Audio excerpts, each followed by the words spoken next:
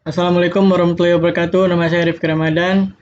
NIM saya 415 190 10 162 dan kali ini saya akan menjelaskan panduan atau tata cara integrasi OnCloud dan Active Directory. Integrasi OnCloud sebagai external storage di LMS Moodle. Yang pertama, sebagai pengguna LMS Moodle yang setiap saat perlu melakukan penyimpanan dan update file.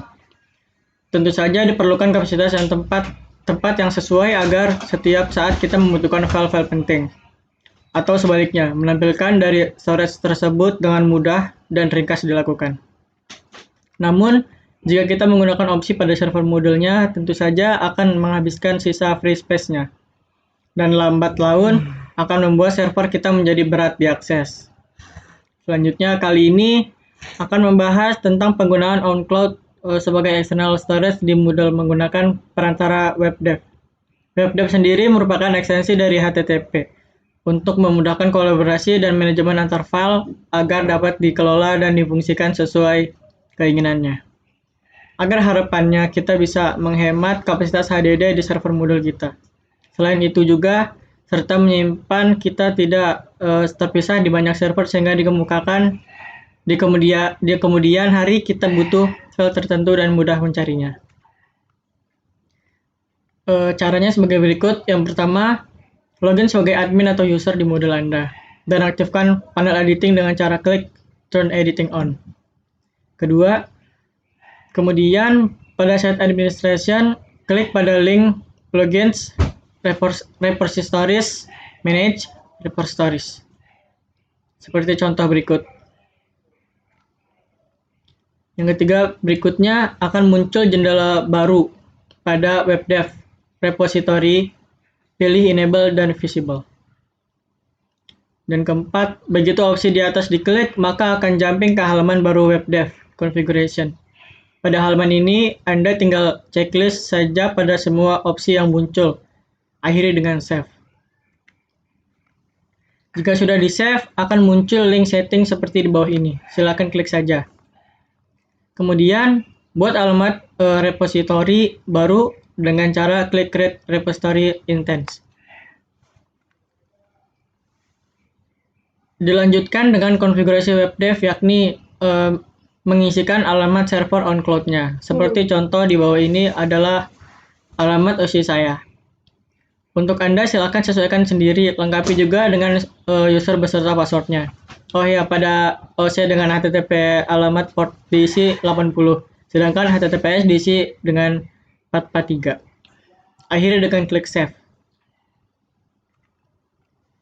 Selanjutnya, jika sudah benar, maka akan muncul settingan baru di sini. Sekarang saatnya kita uji coba penambahan server barusan. Silakan saja coba pada course manapun, kemudian seolah-olah kita akan menambahkan file baru. Jika berhasil, maka penampakannya seperti di bawah ini.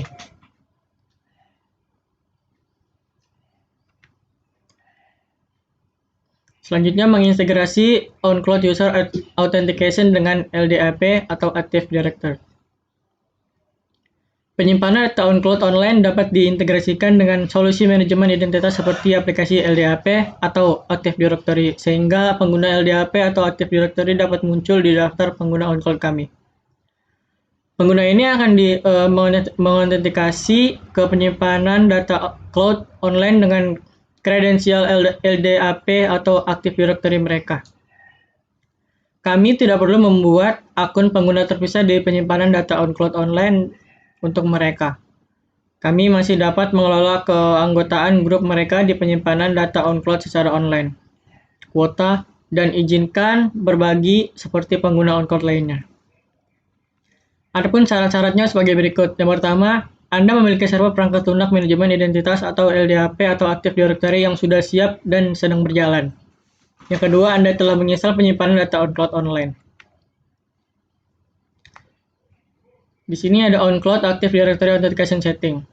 Yang pertama, masuk ke penyimpanan data cloud kami itu sendiri secara online dan akun pengguna dengan hak istimewa admin. Hal pertama yang perlu kita lakukan adalah mengaktifkan aplikasi Backend Group. dan pengguna LDAP pada halaman market di penyimpanan data on cloud online. Untuk melakukan ini, navigasikan ke Files dan klik icon market.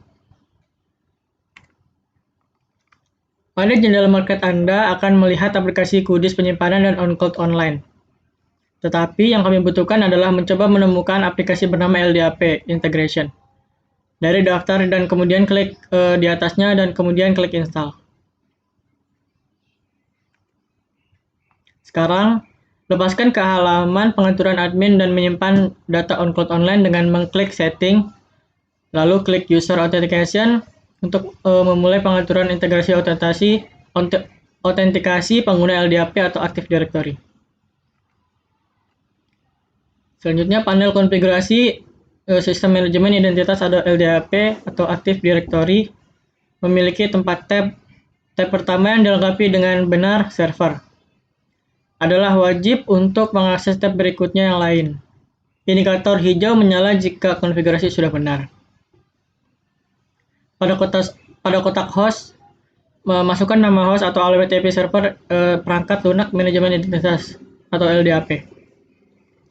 Itu juga bisa memulai LDAP //URL untuk kasus kita sekarang adalah LDAP //192.168.150.10. Lalu klik detect port jika tidak tahu port mana yang harus dimasukkan ke kotak port. Jika kita memasukkan nomor port secara manual, itu mempercepat deteksi server. Jadi kerjanya lebih efisien. Di kotak user DN, masukkan nama sebagai DN pengguna yang memiliki izin untuk melakukan penelusuran di direktori LDAP. Dalam kasus kami sekarang, nama akun pengguna Active Directory atau LDAP user di Active Directory domain teach page lokal. Jadi DN pengguna yang harus dimasukkan adalah cn sama dengan idap user dan cn sama dengan user, dc. Dan kemudian ketik sandi pengguna ini di kotak sandi. Penyimpanan data on cloud secara online mencoba menentukan DN dasar sesuai dengan DN pengguna yang disediakan atau host yang disediakan. Klik detect based on. Jika Anda tidak tahu apa yang harus dimasukkan di sini, klik saja test based on. Jika Anda mendapat pesan configuration OK dengan warna hijau, itu berarti semua baik-baik saja. Dan kemudian hanya continue untuk pergi ke halaman pengaturan berikutnya. Pada ketik user, pilih grup direktori aktif yang ingin Anda autentikasi dengan menyimpan data on cloud secara online. Ini untuk mengontrol pengguna LDAP. Yang terdaftar sebagai pengguna on cloud di server online penyimpanan data cloud memiliki kami. Klik verify setting and count user. Dan klik continue untuk pergi ke halaman pengaturan berikutnya. Pada tab login attribute, kita dapat menentukan grup atau pengguna LDAP yang dapat login ke sistem online penyimpanan data cloud milik kita dan atribut mana yang cocok dengan nama login yang diberikan. Misalnya, nama pengguna atau email LDAP. Untuk menguji pengaturan, masukkan akun pengguna direktori yang aktifkan di kotak aktif. Tes login dan klik verify setting. Jika Anda mendapatkan pesan configuration OK dengan warna hijau, itu berarti semua baik-baik saja dan kemudian hanya klik continue untuk pergi ke halaman pengaturan berikutnya. Pada tab pengaturan grup, kita dapat memfilter grup mana yang akan tersedia di server online penyimpanan data on cloud. Dalam kasus kami sekarang, grup pengguna domain dipilih. Klik verify setting and count and group untuk memverifikasi setelan.